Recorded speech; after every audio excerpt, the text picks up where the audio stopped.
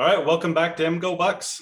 Glad to be here for the beginning of the season. It's Thursday before the big game coming up on Saturday between Ohio State and Notre Dame. Here with Matt, super Ohio State fan, Brian Weaver, and Jason Johannes of the All Things Blues and Southern Rock podcast. Oh, good job, He's Nate. representing. Thank you for pimping my podcast. Exactly. My one love. You probably couldn't even tell that I was reading that off of my phone. That was pretty smooth. I'm the pile of crap between those other two intros. Hey, Yeah, you know but what? you're the only guy who has actually worked on a radio show. It's like we're all hacks. You've actually done this professional work before. That does work. And Brian, what radio shows have you been on actually? So I worked And what on are you being on? So I have been on both of the Fox Sports and ESPN affiliates here in Dayton. I did a lot more time on the ESPN affiliate. Awesome. I did that for about off and on for like 10 years, kind of as a hobby. A buddy of mine was doing all the shows here, and so I got to do a lot of Reds and Bucks pregame for a while. Yeah, You were the official show in Dayton there. Yeah. Did a lot of Buckeye stuff. That was a lot of fun. I did Reds Fest several times. It was a blast. It was fun. I mean, I'm just a fanboy at the end of the day, but it was fun to do that. And then buddy of mine has been an editor for a Buckeyes website for many years, and I occasionally help out with a little blurb here and there. My thoughts on some games. I'll break down some footage, do some stuff like that. Oh, that's awesome, man. Yeah, it's pretty fun. Yeah, you're doing the real stuff. You fanboys. We're all propagandists at this point. Jason, you're kind of a professional because you've got a podcast. I was going to say, I pride myself on being at least a somewhat rational Ohio State fan, and there are very few of those. So I can be effective. I'm only a fan, and I'm very rational because I'm paying good money for my kid to go there. So therefore, I have to be somewhat of a fan. Although I will take a little umbrage with last year when I'm paid to be a fan, and they lose to Michigan and they don't win the national championships. I'm a little bitter. I was going to say, man, we're happy for your money.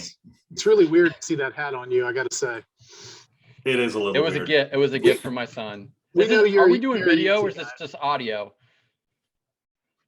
Nate, you doing audio or video? Both. Okay. Both. Shit. But now I can't wear my glasses because I gotta look cool. Oh, because you have to look cool. So it's the glasses. If you put those on, you won't look cool. Nice. Well, I'll tell you what, though. I mean, everyone watching may not have known, but last year when we did these, all of you guys were wearing Gap sweatshirts and, really basically just Penn State colors. But I was the only guy representing with the cup, with the helmet. And we won last year, so I'm blaming all you guys for not doing that so that Michigan won. I think you guys are superstitious, and I like to see you guys maybe represent. That's the Nate. Maybe that's the recipe to get Michigan to win. Is like all the scrubs here don't wear their colors, and you just wear the Michigan gear. Yeah. Hey, so honestly, today is September 1st that we're recording. What is something happened in Michigan history 15 years ago on September 1st? It was a historic event with Michigan football. We did. We gave to charity that year. We did. We actually lost to a very good Appalachian State. I would have loved it if they'd have played Notre Dame that year. Honestly, I would have loved it if they'd have played Notre Dame. I bet they would have beaten them. You jump-started them to the big leagues is what you guys did. Exactly. That's awesome. All right, that was definitely one of the best games I've seen in a long time. Oh, I love that game. So Matt, you realize we found out this is a video and you're laying down. Like people can see you lounging on a couch like a unprofessional slob. Yeah, he looks like he's watching our show right now. That's what he's doing. He looks like he's calling into Frazier to have some kind of psychosis diagnosed, is what it looks like. And how do you feel about that, Matt? I feel pretty comfortable. I don't know. I'm good. Awesome. All right, well, let's talk some football here. So first, I think we just talk about the elephant in the room, and that's Ohio State versus Notre Dame. So what are you guys expecting out of Ohio State this year? I mean, obviously their offense is going to be fantastic, but their defense last year was a little lacking along with the year before. And I guess what are you guys expecting this year? I know they got a new coach.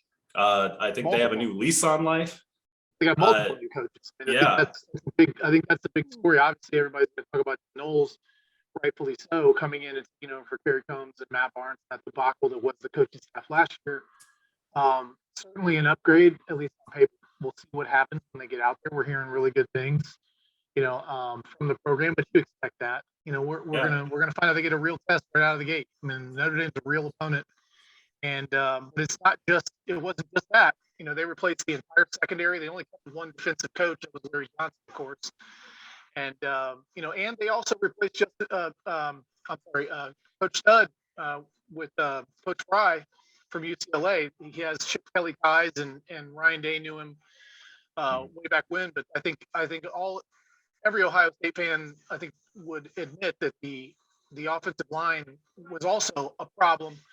And for all the stats that offense has put up in the last few years, outside of a couple years with Fields, they have not been a good red zone and short yardage running team in particular. So, big things to look forward to. And I think coaching upgrades across the board. And I love Kerry Combs. I think he's a diehard, Buckeye through and through. But at the end of the day, he really needed to be a position coach or recruiter. And the defensive coordinator was way over his head. And Barnes wasn't. He just didn't have the experience to be here. So huge deals. And I think that's really the story. Is what kind of thumbprint are those guys going to put on this program right out of the gate? Yeah. So my question, guys, would be on that. Sorry, I need to interrupt, but was it really the defense a coaching issue last year? Was there a talent issue? Was it both? Good question. I was going to ask that. Definitely both. It was really both. I think what happened, and I don't want to be the only one speaking here, but I think really it was a combination of a lot of factors. Certainly coaching had a lot to do with it. And we've seen, even in the Urban Meyer era, 2 or 3 times where defensive coaching was a significant problem. And they brought in, whether it was Chris Ash coming in 2014, whether it was Jeff Hafley coming in and really improving them. I mean, we're talking like taking them from middle of the pack to like top #1 defense in 1 year kind of transitions. The other thing that happened with COVID year really did hurt that team. They lost a bunch of guys to the NFL over a couple of years. In the COVID year, they only played 5 regular season games. They didn't really have a chance to develop. That's because Michigan ducked them. They didn't want to get their butts beat in. Absolutely. Very lucky. It's been 1,000 days. Yeah, but there's a big fat asterisk on that, Nate. You know it. But I think a big part of that was that they were very, very inexperienced last year, especially in whole units.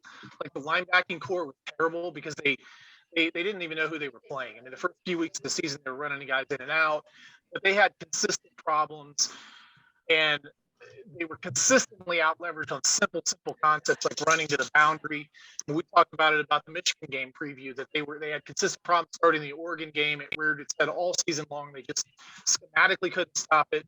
They really I don't think they settled on personnel until the very, very end of the year. And so I think there is a lot of talent on this defense, no question. Ohio State recruited really well. So if the coaches can step up, we may see a very, very different outcome this year. At least that's what we're hoping for. So Matt, let me go to you on the defense. So last year they lost to Oregon, right? So it looked like against Oregon, it was almost like they got out schemed. They kept falling for the same plays. Running back could go untouched into the end zone. But then the next loss they took for Michigan, it looked more like a physical domination in that. I mean, I don't think Michigan was doing anything tricky. I don't know, unless you guys saw something. But Oregon, so what do you think? Oregon wasn't doing anything tricky either. They had complete incompetence in the coaching staff, and they weren't able to do anything. It is still, I mean, obviously the coaches can make a huge difference in your schemes and in your ability to adjust. We saw that in both of our losses, but also I feel I'm a little concerned because of severe lack in talent in the older players on our defense, especially in the linebacking core. We have some really high rated recruits, but they're only, freshmen or sophomores, and they're going to have to. Well, was it a scheme like Brian? I mean, Brian brought up all the scheme. The coaching wasn't all that good. But you could have great schemes if you have trash players at linebacker. I mean, our linebackers were complete garbage, and the only one that was any good was because he didn't have any coaching from the terrible linebacker coach last year, and he was converted over from a running back and just went in there and played instinctual, and actually, he still wasn't even good, but he was, at least serviceable. And Rose Bowl too with Kate Stover. I mean, yeah. Kate Stover he played defensive end in high school, and then they put him in effectively at linebacker in the Rose Bowl because they didn't have anybody else. It was pathetic. I mean, it was pathetic. Yeah. They were unprepared. That it's not a top, that's not what a team that's trying to challenge Alabama, and you're going to put that on the field. Like, it was an embarrassment, and Day knew it. You could tell Day knew it in the Oregon game that he had major problems. That's why the play calling away from Combs and gave it to Barnes, but it wasn't any better. They had no time to really fix the scheme, and it was a combination of them. There's no question about it. And if these linebackers, to Matt's point, if these linebackers don't perform, there are guys like C.J. Hicks that are champing at the bit to get it. They brought in Tranum from Arizona State, who's another converted running back to linebacker, and they've got some guys. So if they can't, and they only play, in their base defense, they only play two linebackers. So if Eichenberg and Chambers are not getting it done, they're going to move on, and they're going to get passed up by guys like C.J. Hicks, Gabe Powers, those kind of guys. So enough talent, enough bench talent, enough depth to overcome some of the first line guys. Well, the other problem too is our secondary. We have some injuries and very little depth at corner right now. So, we lose one of our top corners, we're in big trouble. Well, and last year you lost Josh Proctor? Is that his name, Yeah. the safety? Yeah. And he's an upperclassman, right? I mean, From what I know about football, like that safety back there is being like the field general, and you lose that guy. I think it was against the Oregon game, right? You lose that. That's a pretty big loss, I would imagine. I mean, you take a group that isn't maybe as experienced or as talented as they had been in the past, and then you lose a guy like that. Seems devastating. But they've got him back this year. Yeah, they got him back. That's a big deal. And then also, I think the fact that they had Bryson Shaw come in and play last year as the top backup on the high safety position, he was garbage, and he's transferred out. Now they've got some young guys they like. They've got some more depth. They obviously got Tanner McAllister, who came over from Oklahoma State. He'll play the nickel safety. They've got some dudes. I mean, Ronnie Hickman's, led the team in tackles last year. He's a starting safety. And I think the corners, while they're not 8 guys deep, they're 4, 5, 6 guys deep on guys that are actually going to play. And we haven't seen them all. We haven't seen Jordan Hancock and what am I thinking, J.K. Johnson. But they got some guys. And obviously, Denzel Burke came out of nowhere last year, and nobody expected him to be what he was. And he looks like he could end up being one of the best corners in the conference, either this year or certainly by next year. So, I think they'll be okay. And really, I think that's the fun thing about seeing a real test right out of the gate. I mean, Notre Dame can throw the ball, and they showed really interestingly. They went up against Knowles wasn't calling the defense, but they went up against Knowles' defense in Oklahoma State in the bowl game and put up like 500 yards passing. Now, granted, different quarterback this year, but we'll see. Are there problems? Are there holes in that scheme versus what Notre Dame wants to run? Notre Dame does have some talent on the offensive side of the ball. There's no question about it. So don't they have a running quarterback too? Yeah, the kid that's playing Tyler Buckner, running threat than what they had last year at quarterback. But we'll see. I mean, Notre Dame really did not run the ball well at all last year, but their offensive line was pretty young, and most of those, I think all those guys are coming back. So, they should be better, and they've got, I think, the best tight end in the country, Michael Mayer, is an absolute freak. That's good. They run a lot of heavy personnel, so it's like, will that force Ohio State to do some things with personnel? Will it take them out of that 4-2-5 base scheme? The 3 safety deal. Will they have to put linebackers on the field? I don't think they want to. I think they've got some of these hybrid guys like Court Williams that they really want to be able to stay on the field and match up. But it's gonna be a lot of fun, man. I mean, I actually thought when Matt was talking about the older guys that hadn't performed, I thought he was talking more about the defensive line, because I think that's that's a big sort of disappointment that Zach Harrison, Dejuan Jones, who's a 5-star, he's one of the top tackles, really has just kind of been a guy. John Cage has been around the program a million years, but they got to get to production, and it can't just be from JT and Jack Sawyer. I mean, I think those guys are going to be really, really good. And obviously, Tyleek Williams looked good as a freshman last year. I mean, they've got some dudes. And if the defensive line could really be legit again, then we're cooking, and we got something that could look like a championship caliber defense. Yeah, I mean, could be great. Ohio State is always best when we have elite pass rushers, and obviously we didn't really have that last year. But our top guys were freshmen last year, and they're supposed to be the stars this year. And like you were saying, like the upperclassmen, even if they're average or above average on the defensive line to go along with the stars that are young, I still think we'll be fine. It's just to be elite, like Alabama, you need to have that amazing edge rusher that wrecks offenses. And, that's the difference between, making the playoffs and winning a title. You gotta have that difference maker like Chase Young that can wreck offenses. Yeah. Well, you've got 3 5-star defensive ends out there, right? Yeah. Like you've got, but we have talent. they So were what top. do we have at They were even linebacker? top 10 overall recruits. What do we have at linebacker? We have a couple of freshmen that might be good. That's about it. I would say if those guys start to pan out a little bit, I think that probably makes everything easier for the linebackers, for the secondary. I mean, you could have maybe like an effect the way David Ajabo and Hutchinson had for Michigan last year. All I want is a 1996 Katzen Ware type impact. That's I'm not. That's it. That's all. A lot different back then too. I mean, now I think you've got to get some good all-around guys, and the thing is, they're going to do that more. I think even from the 2014 team when they had Darren Lee at the walkout. Yeah. Like Malik Harrison, this defense is different. They're going to try to do that with the safety position. So it'll be really interesting to see, kind of how all that plays out.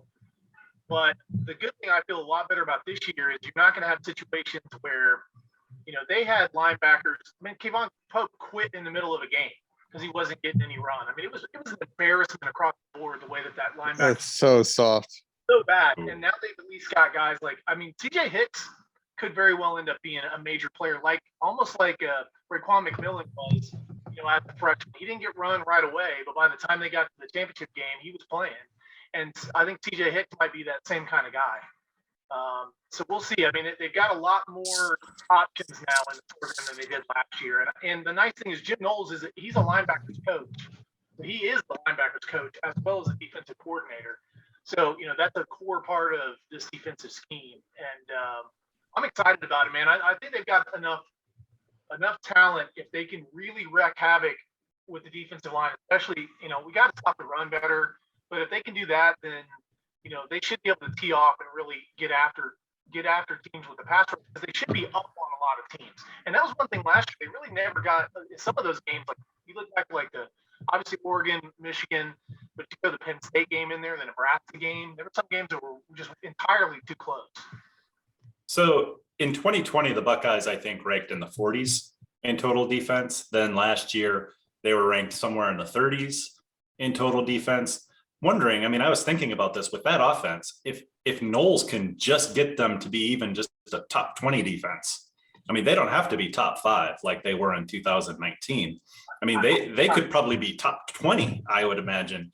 And with that offense, that would probably get them to the playoffs at least. I would agree. And I think top 20 I almost feel like it's a given, because it's the same situation that Hafley walked into. I'm not saying that there's Chase Young and Jeff Okudah and Jordan Fuller on this team and the linebacker core that he inherited, but it's a hell of a lot better than anything he's ever had. And it's a hell of a lot better than it was last year. Like this town, the kids that didn't have any experience have now been through a season. Granted, it was a shit show, but they've now at least had the game experience. And and I expect those guys like Sawyer and JT to take a jump. And when you look at the 2014 season, that was led by guys like Joey Bosa, who was a sophomore.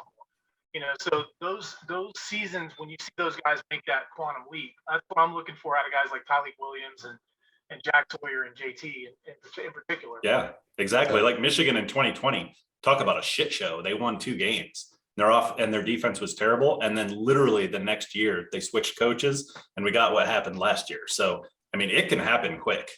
What was the season that you guys had the Amazon show? Do I want to answer this? What now?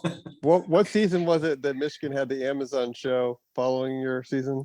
I can't remember. I don't think I even watched that Amazon Oh, it show. was so good. It was so good. Probably 19, the last year, like pre-COVID, before there was actual. It was full, beautiful. 2016. They had a really good year.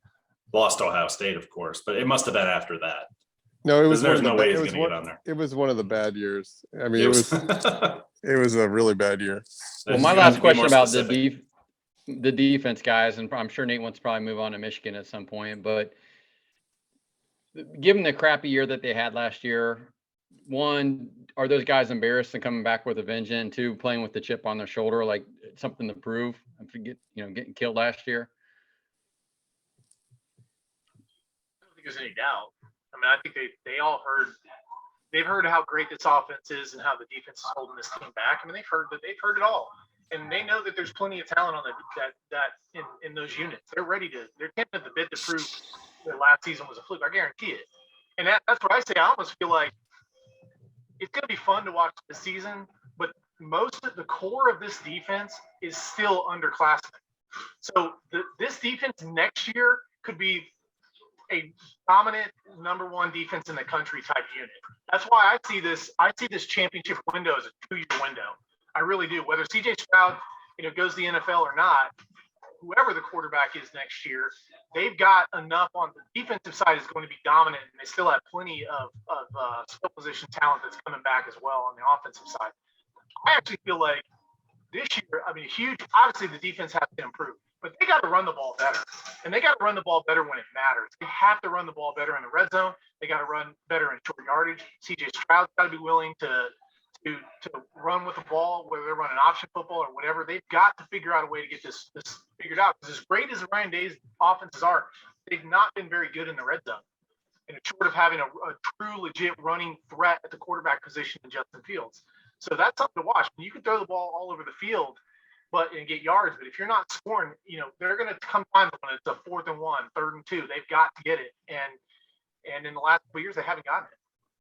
Yeah, I've heard that one of the problems is in the run scheme that they have, they don't have a lot of sort of, what is it, the counter plays, where if you see a certain formation that there could be multiple things that they're running out of it. At least with the running game, we just don't have a lot of that. So everyone just keys and knows what we're doing. And I don't know why, as good as Ryan Day is in the pass game, I'm surprised that he hasn't been able to fix the run game. But maybe the new offensive line coach will have different ways of, teaching that will improve as well. And he can hopefully add something, because I heard that Fry is a really good offensive line coach. So I'm hoping that he can add a lot to the run game. Well, if you paid attention to UCLA at all the last few years, Chip Kelly is not running the same offense he did at Oregon or in the pros with that kind of wide open spread to run offense. They're using 3 tight ends, 2 tight ends, and a fullback. They're doing all kinds of heavy sets. So they've really gotten creative that way. And that's one thing. As much as I love all the receivers, when you get into short yardage situations, I personally prefer more tight ends and H-backs. So I like 21 personnel a lot, because you can do a lot of things out of it. You can run, and the play action pass is always a threat. So I'm kind of hoping that we actually, in certain situations, we actually see more two tight ends and an H-back, and maybe it's a single wide receiver with Marvin Harrison as the X. Because there's no reason to have 5-10 receivers on the field when you're in goal line. I'm sorry, it just isn't. So they've got to figure out a way to do something other than throw fades in the red zone. They got to be able to pound the rock, and that's where Mayan Williams and Travion Henderson, as good as I think Travion Henderson can be legit, and I love Williams, but these guys have to get hard yards when we need them on 4th and 1. I think that's really what separates them from being a really, really dynamic, fun to watch team to being like dominant. If we need to, we'll road grade you. We'll do whatever it takes to beat you. Well, are you worried at all about the offensive line? I am, but I like the talent. I really do. I think it'll be fun to see what Paris Johnson Jr. is at left tackle, since he's played guard and he hasn't really played. And he didn't look great in the spring game.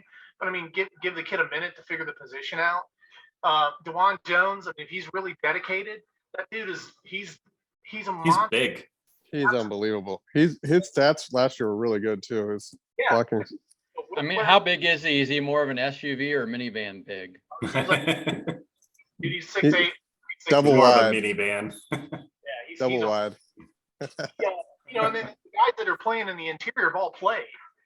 So Donovan Jackson's, really highly recruited guy. He got some run as an extra lineman last year, but I mean, he's got the talent to be a guy like Wyatt Davis who can come in and just be a mauler right out of the, right from the jump. Whippler played. He's obviously established now as a starting center. He did a good job last year. And Matt Jones has gotten some run too, and they've got some decent depth. I'm not saying that it's the deepest unit they've had in the last few years, but I think the talent is there to be one of the best units in the country. That's the ceiling. I think the floor is at least they're really, really solid. So Well, it's difficult to be balanced that way too, because I mean, Ryan Day runs a pass first offense. There's no doubt about that. And it's hard to argue with his production too. But usually if you see a run first offense, their passing game isn't usually fantastic. At Ohio State's level, it usually is. Usually they're both pretty good, but that running game is, I agree with you. Travion has not performed in short yardage, but he did awesome yardage wise total. Touchdown wise, he was a monster. So he might make that jump this year. He was just a freshman last year. I think that's actually a little bit of a misnomer about Day. If you go back and look at the way he actually prefer to run the offense, it's very similar to what the targets that Urban Meyer had. I mean, if he could be 250 running and 250 throwing, he would do it all day long. They just haven't been very good running the ball. I mean, they've had some explosive plays out of it, but possession in, possession out. When they get in the red zone, they haven't been that good since J.K. Dobbins was there. So, I miss JK. Yeah. JK all day. That I was surprised to see that. The red zone numbers are not good for Ohio State. Well, it's tough also when I your wouldn't have quarterback guessed that. refuses your quarterback refuses to run. That's also a problem. I don't want him. If I was a fan, I would not want him running very much. Maybe if it's wide open, go ahead and run, but not as. Bryce Young didn't have any problem running last year. Yeah, he's more of a runner though. I don't know. You have to run because the defense. You have to equate the numbers. I mean, it's just a numbers game, and at some point you have to get an advantage, and that's been a major problem. So between the blocking scheme and the inability or the unwillingness of the quarterback to run when he needed to, it translates into really poor running in the red zone. And I will also say, for some reason last year they fell in love with RPOs in the red zone, and they ended up. Defenses were willing to trade, slants and quick throws for runs, and they were pretty good at it. But I think at some point you have to be balanced in the red zone. You have to be able to run it. You have to figure it out exactly. I bet they'll be better this year, just because they've got another year. I mean, you had first year starting quarterback, first year starting running back. I think it'll be better. Yeah, no doubt. And that was their biggest problem on defense too. I mean, you look at the games they lost. Just look at the red zone production. Oregon scored touchdowns when they were in the red zone. Ohio State did. Michigan scored touchdowns in the red zone. Ohio State did. That was a major problem. Even in the Rose Bowl, they would throw it all over the field, and really it was almost like Stroud and the wide receivers were keeping them in those games, but they weren't going to win it. And that's what's got to change. They've really got to improve it. And there's reason for optimism. That's why Day kind of cleaned house. Yep, and we're gonna find out in about 2 days too. I'm super excited for that. What are we thinking on that game though? Again, Jason? What's that? So what are we thinking on that game with Notre Dame? Like, what's the prediction? Well, it's a 17.5 point spread right now, which seems pretty high against a good team, even at Ohio State. I don't know. Ohio State's not done traditionally well against these non-conference opponents at home. I mean, they got a really good track record.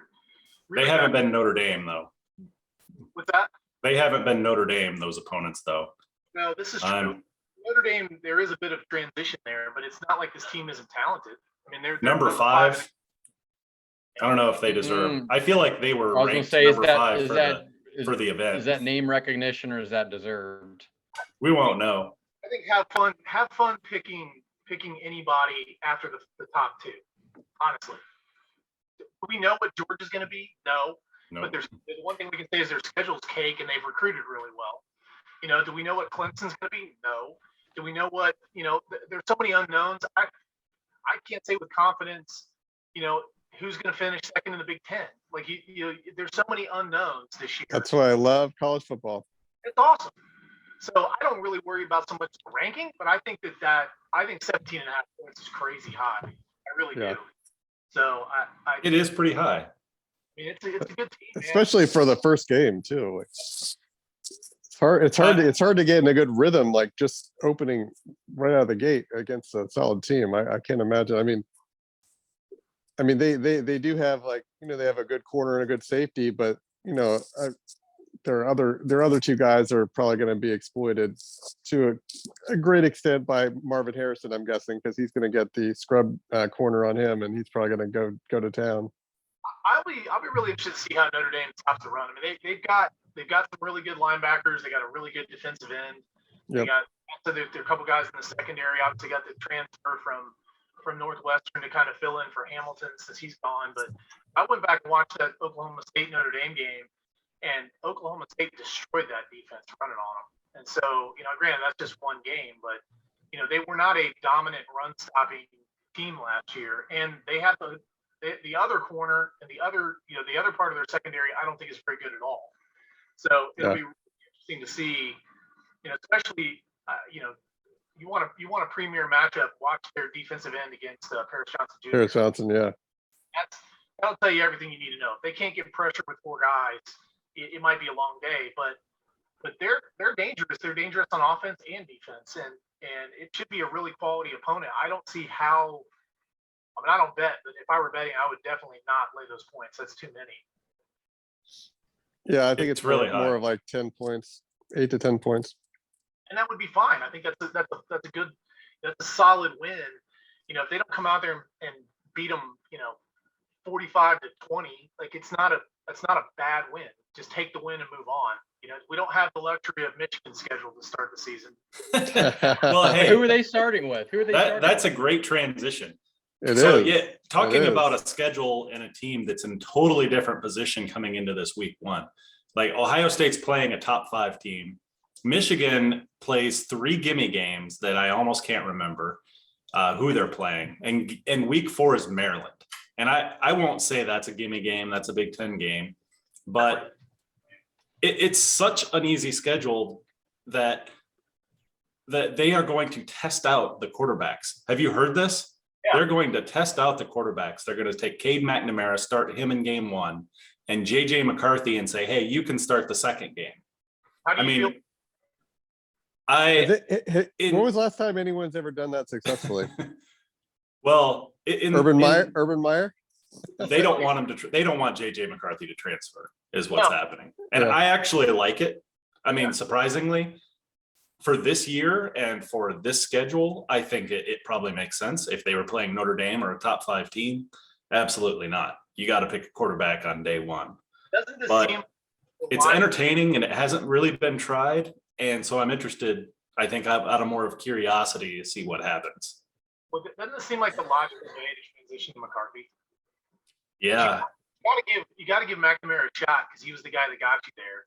But if the upside guy is the backup, hey, each guy's going to get a start, and then we're going to decide after that. And if right, you know, unless McNamara just completely blows the doors off, McCarthy's going to be the guy, and he should be. He gives you the more he's the more explosive player, and then you got a guy who could potentially come in as a backup.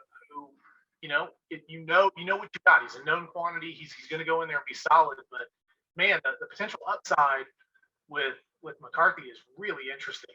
Yeah, really. And they've got to massage this the right way because they know they're going to lose one of the kids after this year. I mean, why wouldn't one of them leave? It's a business now. McCarthy, if he's not starting this year, he's going to leave because I mean he's wasting his college years at this point. If the freshman year is a given, but sophomore year you don't play 2 years, you don't start, you're wasting your college career at that point if you don't leave. But I can't tell if the coaches want McCarthy or if they want Cade McNamara. What's the point of this? Are they hoping for one thing or another? I can't tell. You know what? You know what was interesting was when Cardell after we won the national title and Cardell Jones and JT Barrett were basically alternating back and forth because Urban couldn't decide on a starter. Both guys, when they were interviewed after the season, I don't remember if it was immediately after the season or years later, they were both saying how that made it really tough for them because they were always looking over their shoulder and didn't have any confidence from their head coach. Yeah, and JT should have been starting. Surprisingly, I never would have guessed that after the national title. But yeah, I mean, it didn't look good. To me, it was more the JT and Haskins year was the one that still chaps my ass. I mean, Yeah, there you go. Micah Parsons could even see it. That's why, but Urban was so butthurt that he went on Twitter and said it, out loud that he stopped recruiting him. So well done, Urban, on that one. But I thought we lost him because he went on the game day set with Kirk Herbstreit or something. Like that. The reality was he went on Twitter and said, Haskins should be the starter. Yeah. And that's, and then they had it again with Burrow when he broke his hand, and there was no quarterback debate at that point. It ended up being Haskins and Burrow transferred, but it's always delicate when you've got these quarterback situations. But I like the way, and granted, the schedule sets up perfectly for them to do this, but I actually really like the way that they're handling this, because it's like, hey, you got an entire game, and that heat, which I don't think that it really is. I think they want to play the kid with the upside. They just got to save face, and you can't bench the guy that took you to the college playoff and won the Big Ten title for you. So right. Look, so they're trying to balance it out, but I think when you see it, if all things are equal, they'll go with McCarthy, and that's exciting because they got a really good offensive line coming back. They got good running backs. Bell is coming back at wide receivers. They could be really explosive on offense. They lost their whole defense, though. Yeah, their defensive line's obviously, you had generational talent on the defensive line. There's no way you don't go backwards. And I do think it's interesting that Gaddis is gone. Josh Gaddis, offensive coordinator, went to Miami. You've got two guys that I don't believe have ever coordinated at the collegiate level, and they're sharing their co-OCs for Michigan. So you've got that. Yeah. And then obviously Hutchinson and Ajabo on the defensive side. So there are some really interesting storylines, I think, with Michigan to watch. And that's why I think I have a hard time thinking they're going to be as good as they were last year, but they could be better in some different ways. So yeah, offensively. Yeah. They could be undefeated too going to the Ohio State game, because Nate, going over to you with these questions, is right now on the schedule as it stands, there are only two top 25 teams they're playing right now, and only one leading up to Ohio State, and it's Michigan State at 16. So they're not really playing much competition really all the way up to Ohio State. They've got a historical Wisconsin schedule, is what Michigan has. If you got remember the those dregs of schedules. the Big Ten: Illinois, Nebraska, Rutgers, Indiana. Then you start off Colorado State, Hawaii, and UConn. Come on. With the quarterback, awful.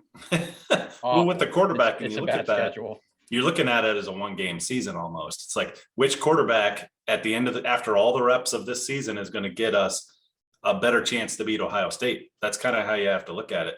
Michigan State's your only road bump. You take that approach, and you're going to lose to Michigan State. I'm telling you right now. Possible. There you go. That's the one game leading up to Ohio State they got to watch.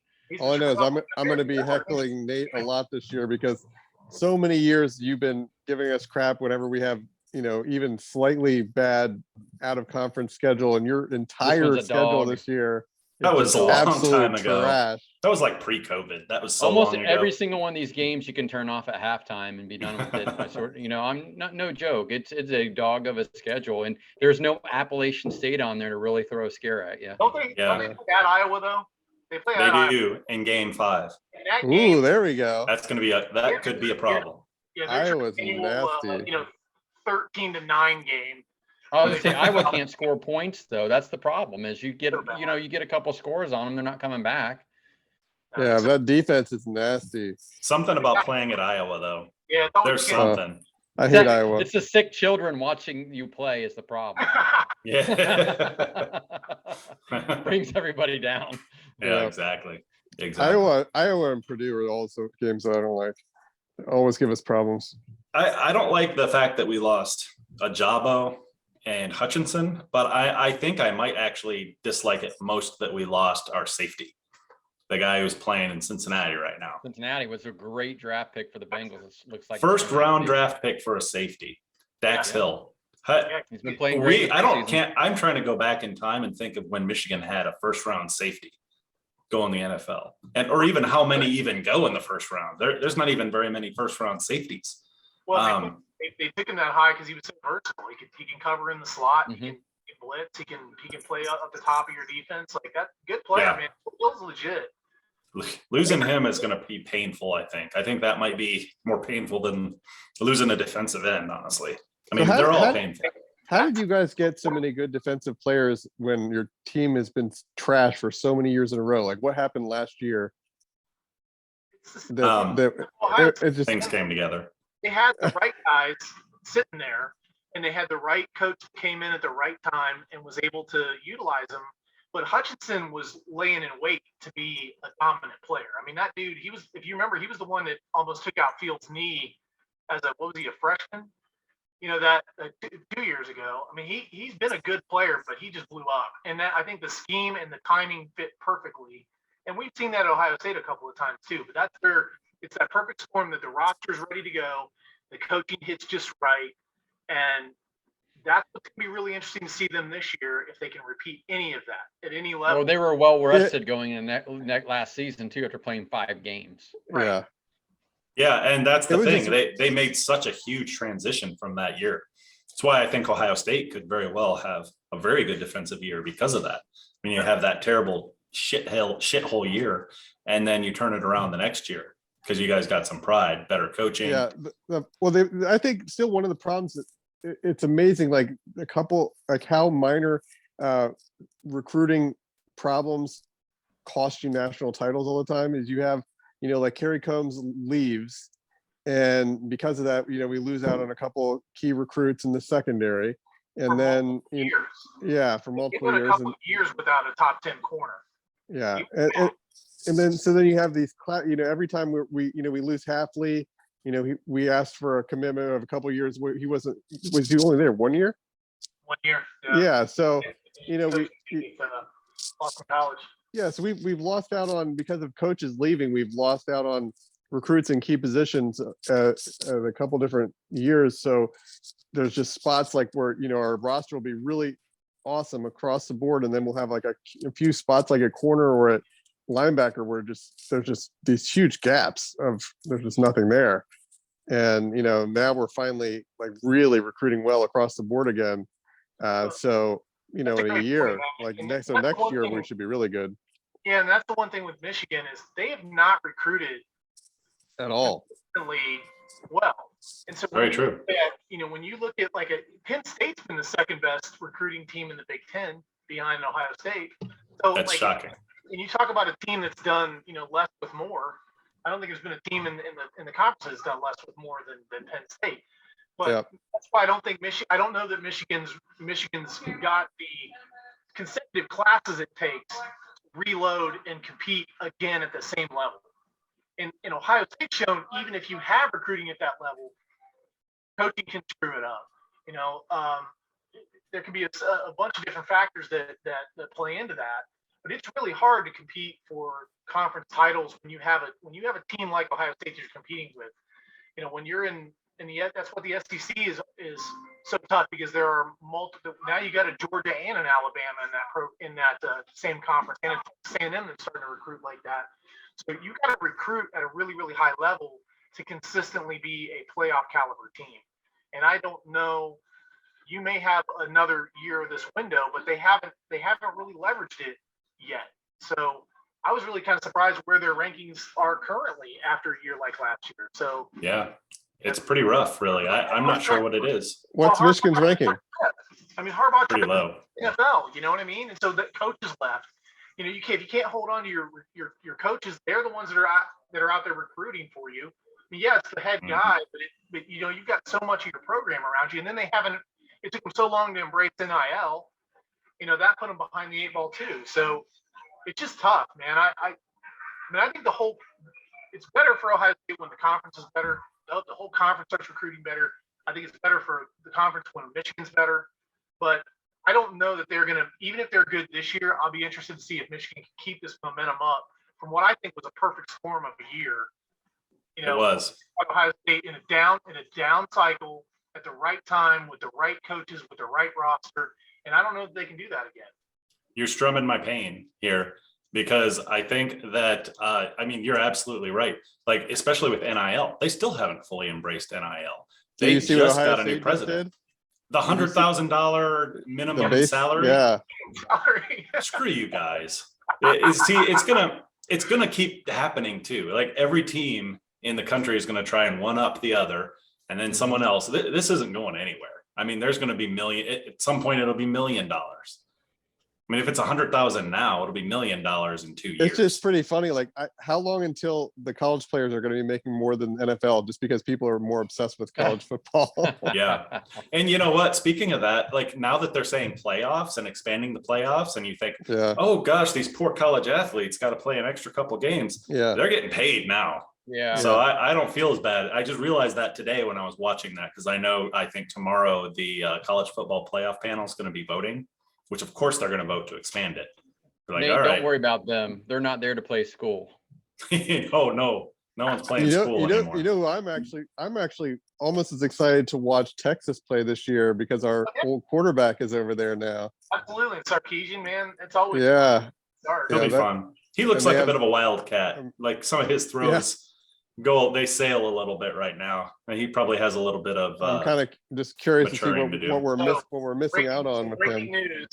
Breaking news. Uh-oh. Ohio's own Drew Alar has entered the game for Penn State.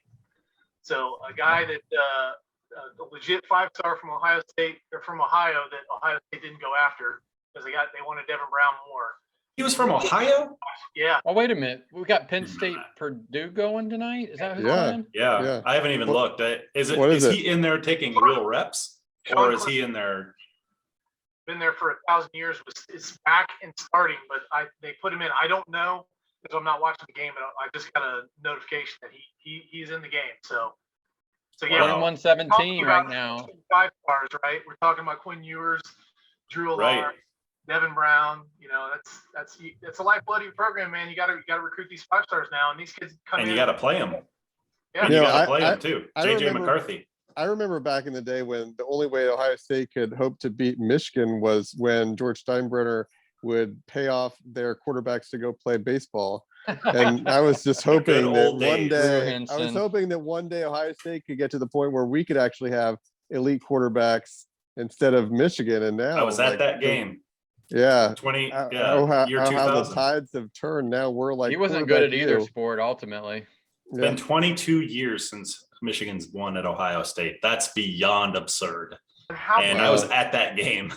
How weird is that though? Michigan used to be the NFL quarterback Yeah. factory, and now it's Yep. Ohio State. And that was the one thing you could say about Ohio State. With no quarterback development. The tradition was they never put out quarterbacks, and now Ryan Day is putting out, like, they are deep, man. I mean, Yeah. they could if they needed to, they could play Devin Brown and still win games this year. Mhm. And he's their third string quarterback. So, you know, they are. I mean, McCord is going to be a good one. They're going to. I want to say. I think that I will not be surprised at all if they're actually better next year. I love C.J. Stroud. I love Smith and Jigba. I'm telling you, Ohio State's defense next year is going to be nasty. Yep. As long as they get the offensive line together, they're going to be even harder to play against next year. Well, that's the one thing though that you just said, sort of maybe not putting enough emphasis on is what is our offensive line going to do when we can't get any tackle recruits? Yep. Well, and that's the thing. I mean, when you don't have continuity with your coaching staff, it's really problematic. And I think that's one of the things that Fry was a great hire, but he was late in the cycle. Yeah. So So, we missed out on a ton of tackles this year. Yeah. And so I'll judge him by next year. If we don't start Yeah. landing, really, really elite, especially with guys with clear playing time path, we should be landing at least one top 5 tackle. I mean, they can't all go to Alabama, can they? I would hope not. Jesus. Depends how much they pay 'em. We've lost a lot of good players to Bama in the last couple of years. Who hasn't? Who Yeah. hasn't? Man. But then you could be Mel Tucker and just jump into the portal and grab Yeah. cast offs. Oh my Everywhere. gosh. Or Nebraska. I mean, poor Nebraska. I'm feeling bad at this point for them. I think they had something like 30 transfers in their program and they still lost to Northwestern. When they won a national championship, like what, 35 years ago? Oh, they were unbelievable 30 years A ago. couple years in a row. Nin- With Tom Scott Osborne, Frost coach, was monster. 94 and 95. But Frost as a it hasn't made quarterback. good sense. Yeah, it's Yeah. crazy. It's crazy. Who was It's the Cut coach? how Who was the bad- last coach that was good that went to Tom OU? Osborne. I'll put it Not this Tom way. Osborne, the guy after him. Oh God. Hmm. Oh God. It was the offensive line coach that came from the Raiders. The There's- guy that he- coached OU. He blew up. I'm blanking on his name, but Yeah, he blew up the whole offense because they went from being a triple option team to being a spread team, and then it was all over. Yeah. Yeah.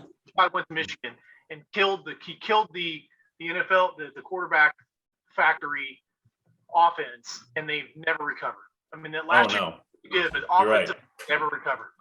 And that's the thing, you got to have the continuity, and it's so important to make sure that you have continuity across the board. And that's, but I mean, just who's really been good in the Big Ten West? I mean, even, Wisconsin's always in the championship game. They suck. We all know that they've got a great defense. Love Jim Leonard, love that defense, but their offense is Yeah. just pathetic. He's gonna be probably a head coach not too long from now because I mean he's way too talented to be wasting away at Wisconsin. No, he's really, really good. But that's like Iowa. I mean, who's consistently good? It's crazy that you Minnesota. got all this money, and the programs are really pedestrian. And for the most part, when any team other than Ohio State has gotten in the playoff or gotten in a major bowl, they get their ass kicked. Yeah, they do. So what are these Big Ten like? So the Big Ten, I think starting next year, are going to be making $100 million per team with the new deal. So are any of these teams going to be investing in their football programs? I don't know. Where's all that money going to go, I wonder? I mean, is it going to go to the players? Some of it's going to have to at some It's point. not going to go to giving scholarships to bright kids that go to those schools. Trust me, not least Right. Ohio State. Right. Well, I think eventually, once you get USC in this in the conference, if Lincoln Riley's there and keeps cooking over there, it's going to end up being USC and Ohio State and occasionally a Michigan or a Penn State. But it's going to be mainly those two programs. I like Yeah, that. the new Big Ten West. Occasionally Michigan. Yeah. Well, I mean, they do pop You got to up. look at their recruiting. Big Ten's not a great conference overall, though. There's only a couple teams always that are any good. But Got to basically, recruit consistently. who else? What other conferences are good? I mean, obviously you got the SEC, but the Yeah. ACC gets banged. Clemson gets banged on all the time about their schedule. Mhm. Yeah. You look, name me another, especially in the North. I mean, name me another program besides Notre Dame in the North that's any good consistently.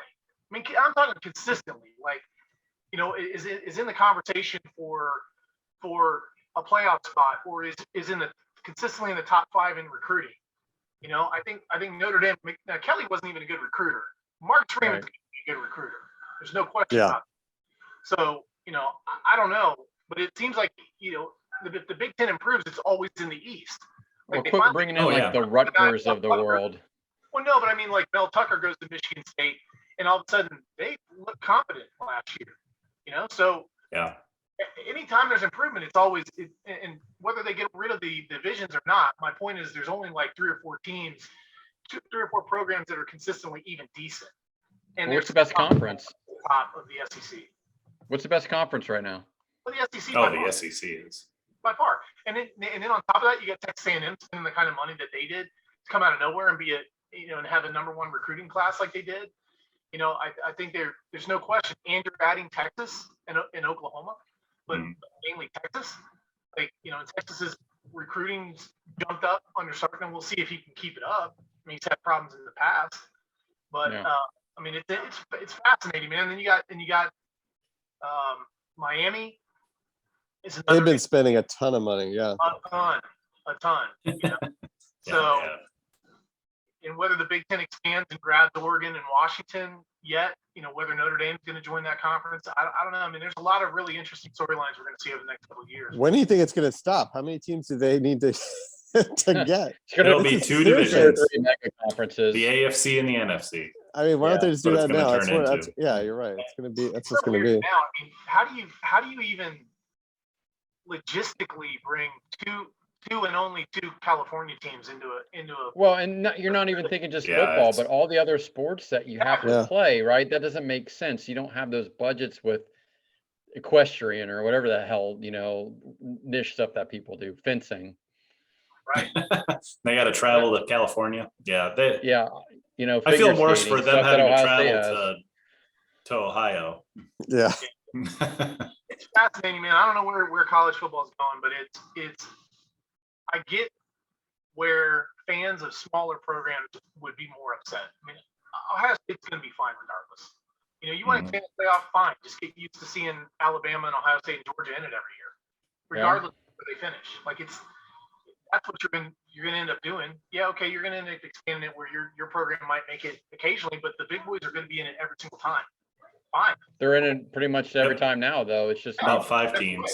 That's exactly Well, right. the funny thing is that this is actually hurting Saban probably more than anyone because like before he was just paying people under the table, but now people can legitimately pay over the table and compete with Oh them. yeah.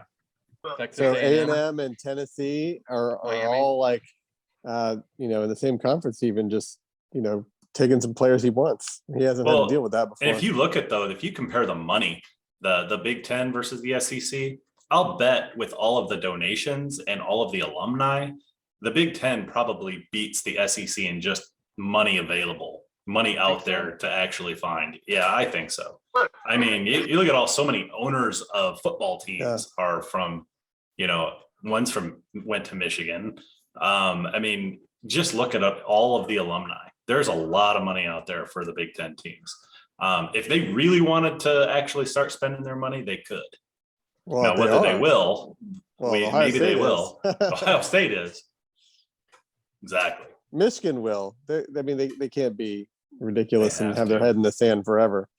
They Spending gotta. money though is no guarantee of success. I mean, you also have to have a track record of putting guys in the NFL, and that's one thing that's why Saban's not hurting.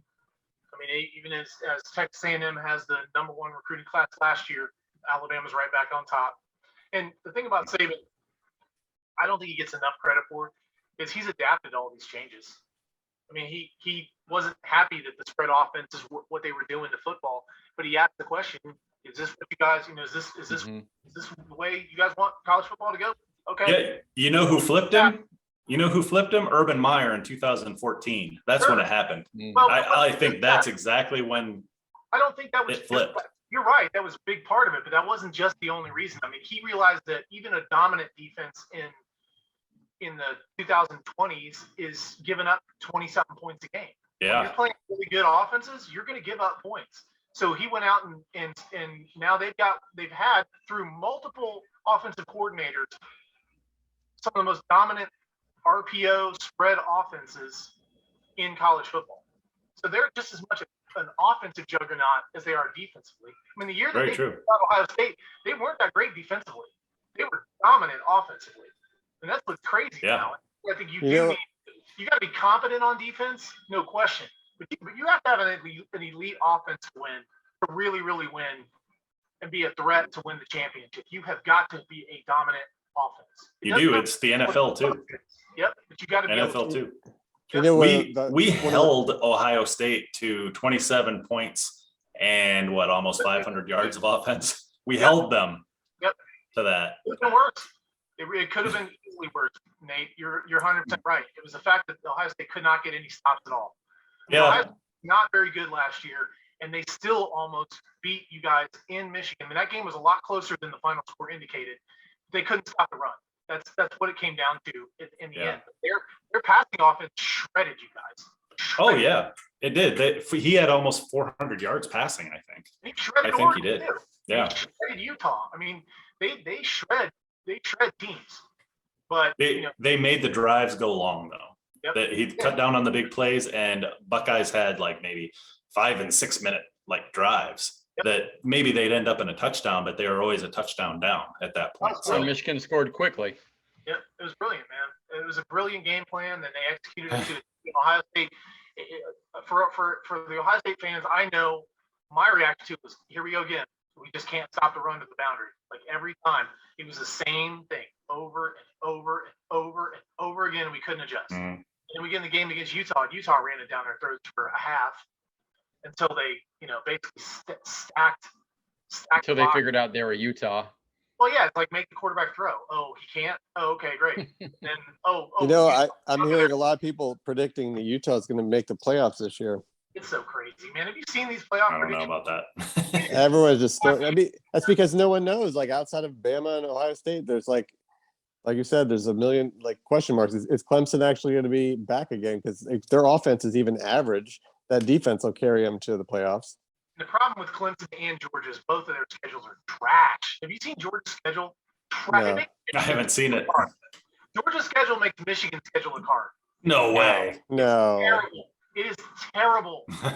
Worse than Michigan's schedule? Come Georgia, on. I gotta see It's this. horrible. This can't be Pull right. it up. Pull it up, Jason. I don't believe that for a second. I know, right? I'm pulling it. I'm going for it. We don't have any D2 schools. I will say that. They are a one-game schedule to be the SEC champion. There's a couple and that could lose the D2 schools. Please call it out, Jason. It's terrible. I'm looking. I'm going. I'm unfortunately on ESPN, so it sucks. And obviously on dial-up. Yeah. You've got mail. I'm out of practice from using all this stuff. I don't get on and look at sports stuff anymore. Hearing that little fax machine sound. The Clemson.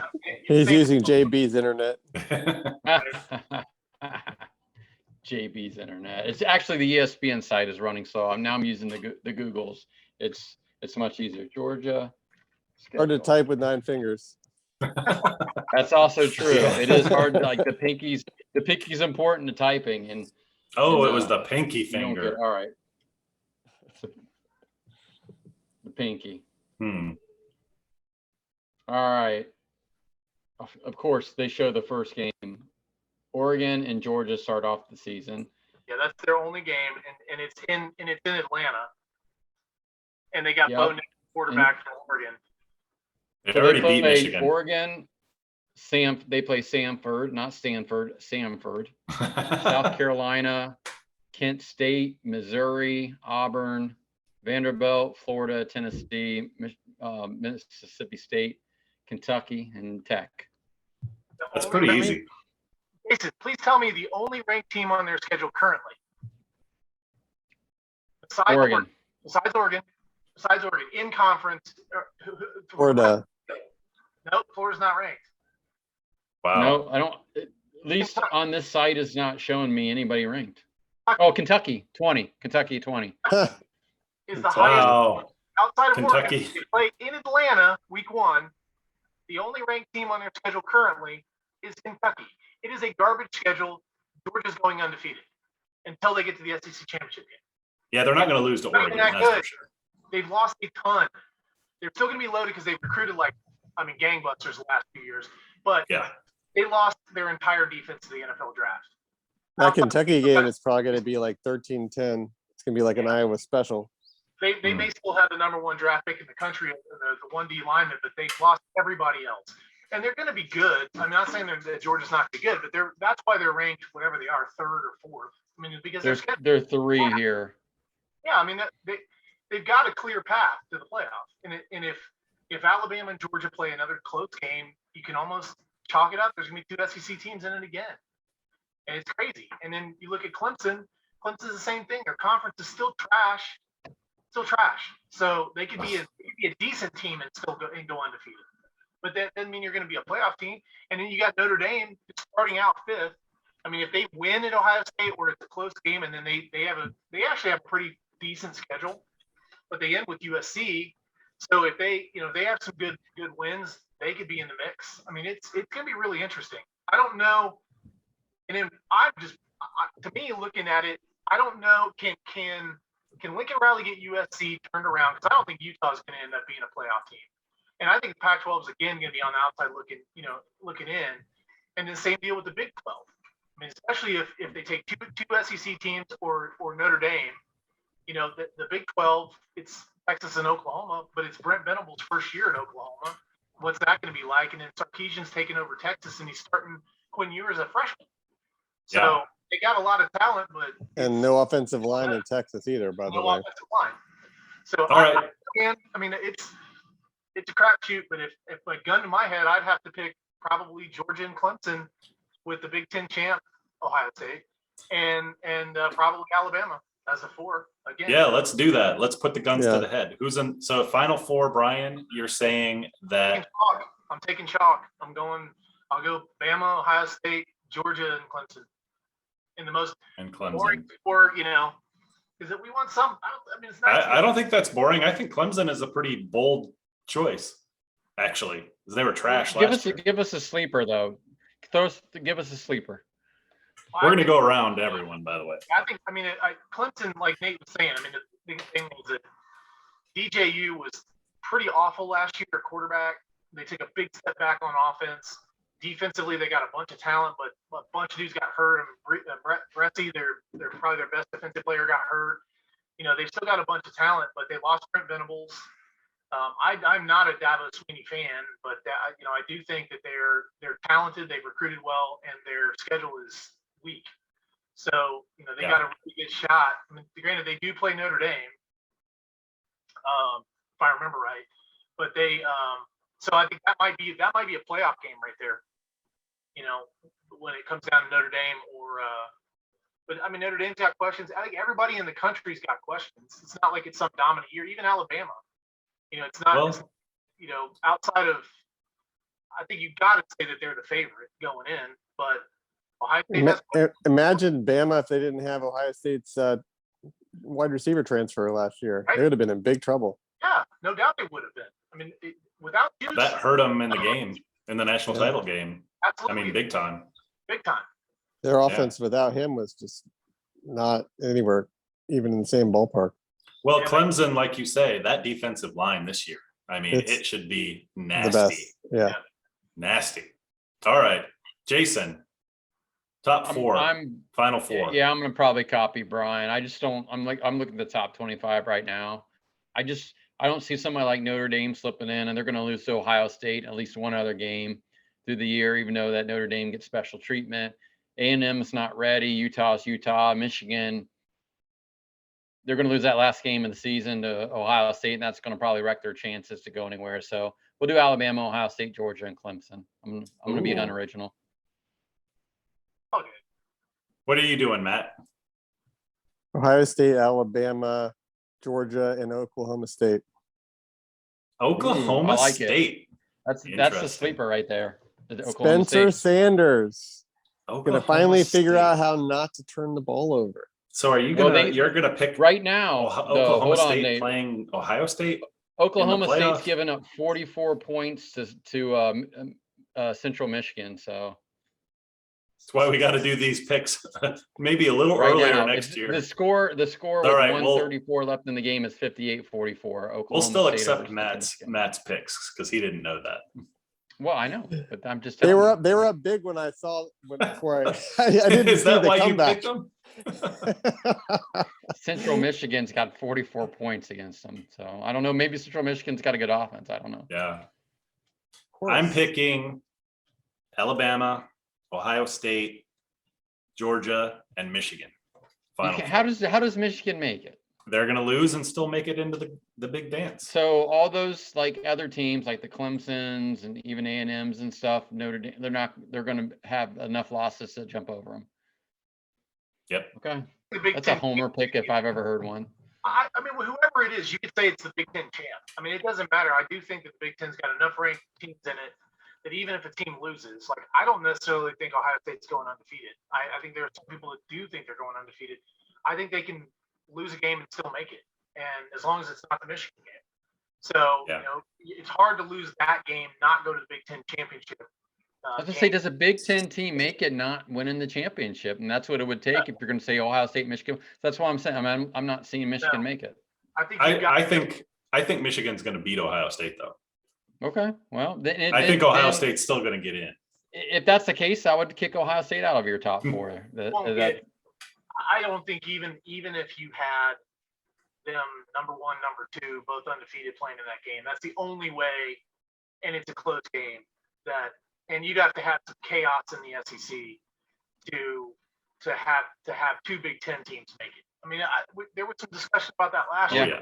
Ohio State wasn't good enough. I mean, That Big Ten they were. championship game, man. If like that's important. If you can't win that one, then I agree. It's tough. I have a big handicap there because one of those teams aren't going to One win of your the- many the Big handicaps. Ten. But I still have None all my physical. fingers, sir. that's good. Good comeback. That was good.